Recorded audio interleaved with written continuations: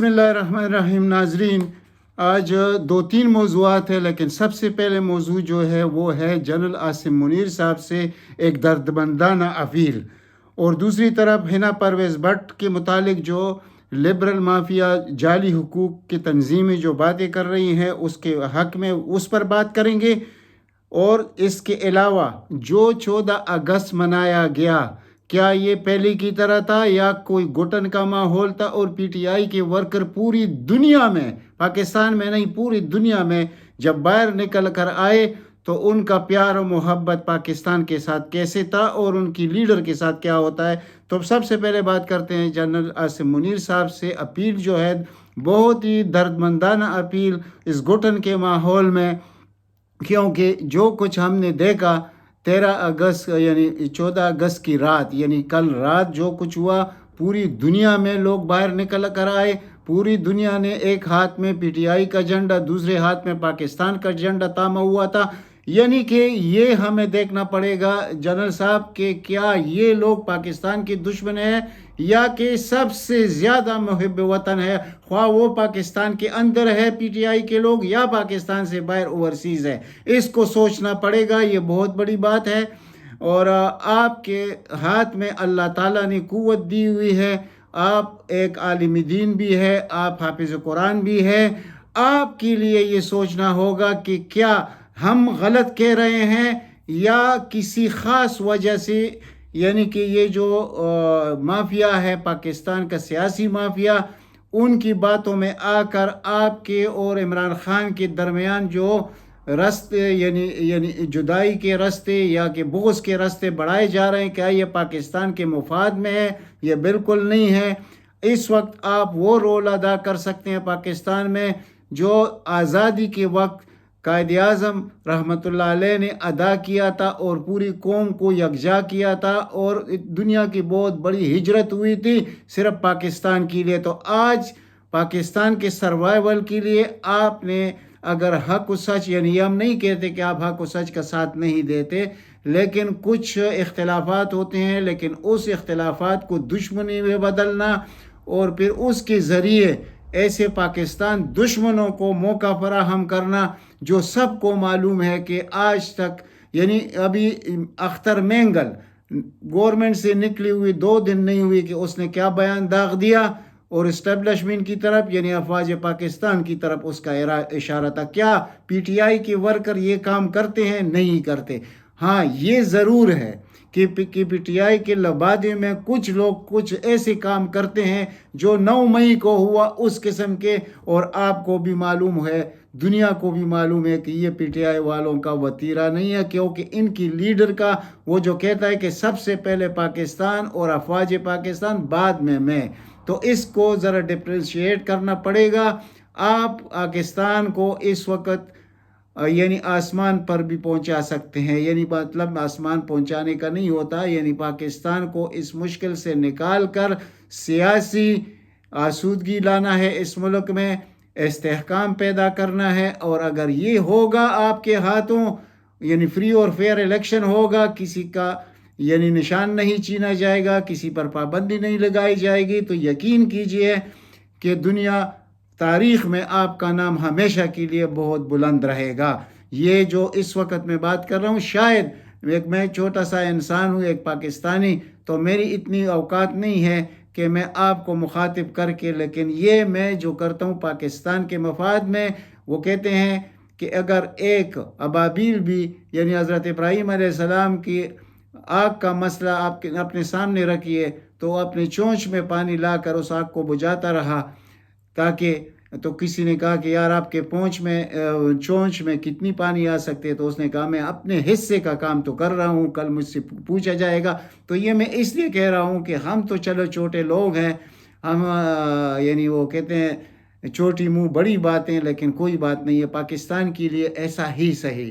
لیکن آپ سے ہماری امیدیں ہیں، اب بھی ہماری امیدیں آپ سے ہے، آپ اس چیز کو ریورس کر سکتے ہیں۔ یہ نہیں کہ آپ عمران خان کو یا کسی اور کو حکومت دیں، یہ کوئی التجا نہیں ہے۔ التجا صرف ہے فری اینڈ فیئر الیکشن کا، اور اپنے وقت کے اندر 90 ڈیز کے اندر، یعنی اس طرح نہیں کہ کیئر ٹیکر حکومت آئے گی اور الیکٹڈ حکومت کی طرح کام کرے گی، تو یہ ان نیچرل چیزیں ہیں، یہ پاکستان کو تباہی کے علاوہ کچھ نہیں دے سکتے۔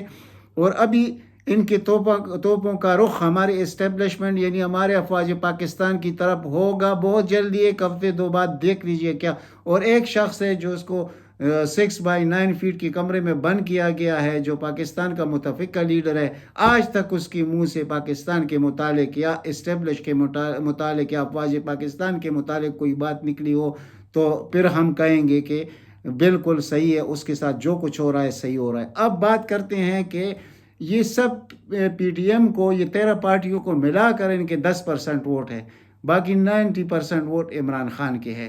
تو اگر یہ الیکشن مائنس عمران خان ہوگا، یعنی اس کو وہ سائٹ پہ لگا دیا جائے گا، تو کیا اس الیکشن کو قوم مان جائے گی اور کیا اس الیکشن کو دنیا مان جائے گی؟ تو وہی چیز ہوگا کہ پاکستان کی تباہی ہوگی۔ اور جب اگر خدا نخواستہ عمران خان کو کچھ ہو گیا، جیسے کہ سننے میں آ رہا ہے، کیونکہ بدنامی تو افواج پاکستان کے نام آ رہی ہے، کرے گا کوئی اور، لیکن بدنامی تو ادھر آئے گی کہ اگر اس کو جیسے زہر دینے کی باتیں ہو رہی ہیں، اگر ایسا کچھ ہو جائے تو یقین کیجئے اس وقت جو خاموشی ہے یہ اس طرح کی خاموشی نہیں ہوگی، یہ پاکستان کے مفاد میں نہیں ہے۔ اس لیے اللہ تعالیٰ نے جو آپ کو عزت دی ہے، آپ کو طاقت دی ہے، آپ کو اخلاق بھی دی ہوئے ہیں، تو آپ کو سوچنا پڑے گا کہ اس وقت کیا ہونا چاہیے۔ یہ بہت ہی ایک چھوٹے پاکستانی کا ایک یعنی وہ کہتے ہیں کہ درمیانی درجے کے ایک انسان کا اب سے دردمندانہ اپیل ہے پاکستان کے لیے، افواج پاکستان کے لیے اور پاکستانی اداروں کے لیے۔ پاکستانی اداروں میں تو ایک ہی ادارہ بچا ہے، وہ افواج پاکستان ہے۔ اگر اس کو یعنی دشمنی کوئی اور کرے گا، نشانہ کوئی اور بنے گا اور بدنامی کس قسم میں آئے گی افواج پاکستان کی، تو یہ ہم نہیں چاہتے۔ ہم پاکستان میں کبھی بھی 5th جنریشن وار کو قبول نہیں کر سکتے۔ ہمیں پاکستان چاہیے، افواج پاکستان چاہیے، یہ ہمارا اٹل فیصلہ ہے، کیونکہ افواج نہیں ہوں گے تو پاکستان کیسے ہوگا؟ تو اس کو ہم کمزور نہیں دیکھنا چاہتے۔ لیکن جب عوام اور افواج کہ دل میں کدورت ہوگی تو پاکستان مضبوط کیسے ہوگا، پاکستان آگے کیسے جائے گا؟ یہ اس وقت کی خاموشی کو بھولنا ہمیں پڑے گا۔ یہ وقتی طور پر ہے، یہ لاوا پٹ رہا ہے اور یہ لاوا پاکستان کو لپیٹ میں لے گا۔ میں اسی لیے یہ اپیل کرتا ہوں، یہ کوئی میں اپنی طرف سے نہیں، یہ دنیا کے تجزیے ہیں، دنیا بھی اس چیز کو مان رہی ہے کہ اس وقت پاکستان کا سب سے پاپولر لیڈر عمران خان ہے۔ اور اگر عمران خان کے علاوہ دوسرے ہیں تو ان کو آپ ذرا دیکھیے، سن 47 سے شروع کیجئے اور سن 70 پر آئیے اور اس کے بعد آئیے کہ ان لوگوں نے پاکستان کے ریاست پاکستان سے دشمنی کی یا دوستی نبھائی ہے۔ یعنی آپ اس وقت کے سن 70 کے شیخ مجیب الرحمن کو دیکھ لیجئے، پھر اس کے بعد جو موجودہ ہمارے پاس لاٹ موجود ہے سیاستدانوں کا، ان کے اور خواجہ آصف کے وہ جو تقاریر ہے قومی اسمبلی میں، اس کو جب بھی موقع ملتا ہے وہ ہمارے افواج پر پڑ جاتا ہے، کیونکہ ان کے ساتھ لاڈلے پن کا سلوک ہوا ہے نون لیگ کے ساتھ، اور جتنا لاڈلے پن کا سلوک ہوگا اتنا ہی وہ آگے بڑھ کر افواج پاکستان پر اٹیک کریں گے اور بہت جلد آپ دیکھ لیں گے۔ تو اس لیے اس سے زیادہ شاید مجھے نہیں کہنا چاہیے، جو اس وقت میں نے کہہ دیا، ہو سکے تو انشاءاللہ آپ سے التجا تو یہی ہے، التماس ہے، گزارش ہے کہ آپ اس پر غور کریں گے۔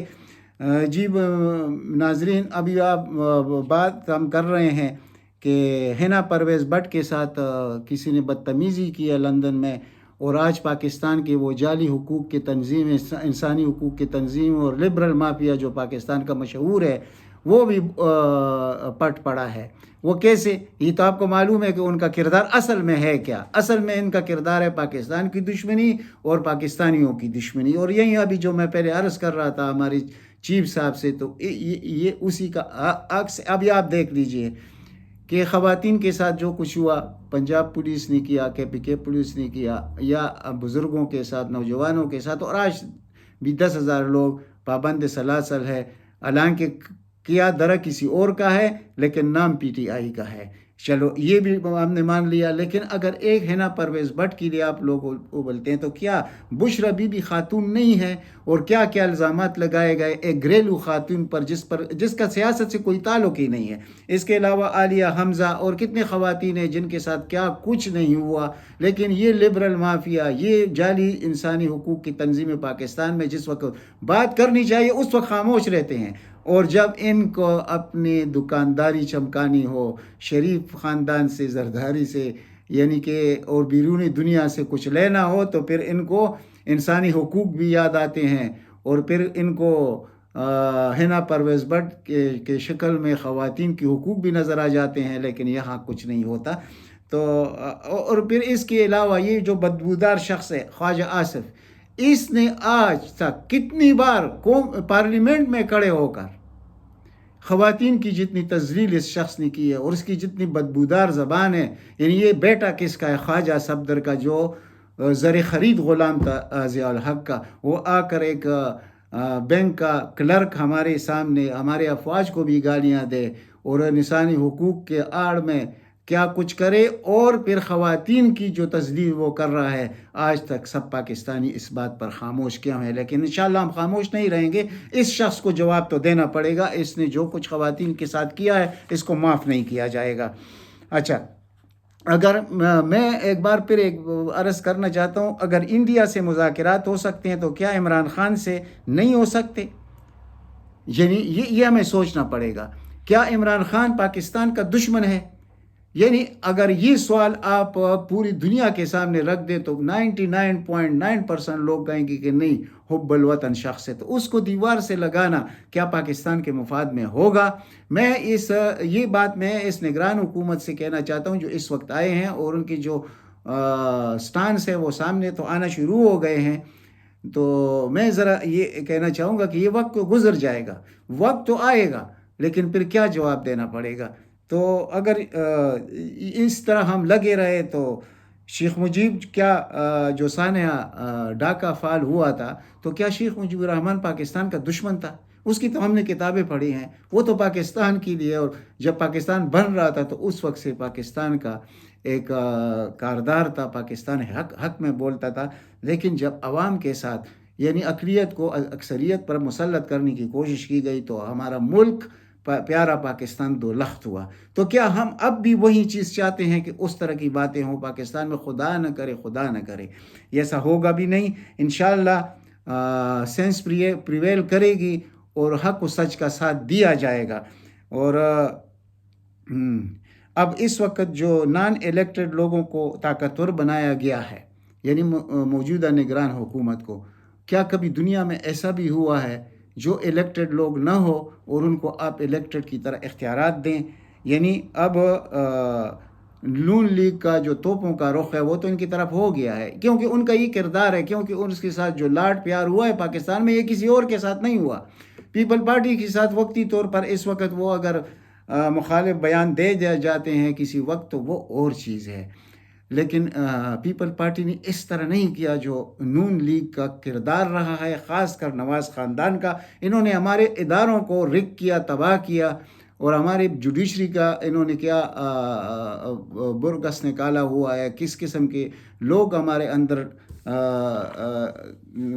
تفویض کر دیا اس وقت پاکستان میں موجود ہے. تو کیا یہ سب کچھ جب لوگ دیکھتے ہیں تو کیا ان چیزوں کو برداشت کریں گے؟ ایسے نہیں ہو سکتا.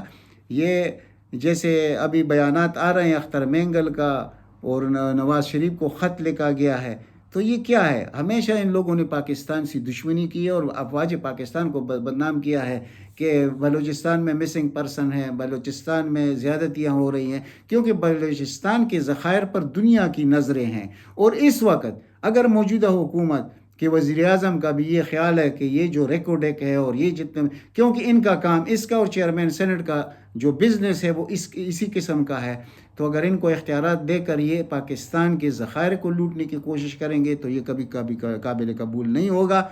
اور اس کے علاوہ پی ڈی ایم کی اکثر پارٹیاں جو افواج پاکستان سے نفرت کرتی ہے، تو تاریخ اٹھا کر دیکھ لیجئے، تو ایک طرف عمران خان ہے، دوسری طرف یہ لوگ ہیں. تو اب اس عمران خان کو جو افواج پاکستان کے ساتھ کڑا ہے، پاکستان کے ساتھ کڑا ہے، تو اس کو دیوار سے لگانے کی کوشش ہو رہی ہے متواتر، اور کوئی لحاظ نہیں رکھا جاتا کہ یہ سابقہ وزیر اعظم ہے، کیا اس کے کچھ حقوق بھی ہے کہ نہیں، لیکن نہ عدلیہ کی طرف سے اور نہ اسٹیبلشمنٹ کی طرف سے اس پر کوئی دھیان دیا جا رہا ہے. اس کے نتائج اچھے نہیں ہیں پاکستان کے لیے. تو یہ آج کا ولاگ تھا. انشاءاللہ اگلی ولاگ میں آپ سے ملاقات ہوگی. اگر ہو سکے تو اس چینلز کو سبسکرائب کیجئے. اجازت دیجئے، والسلام.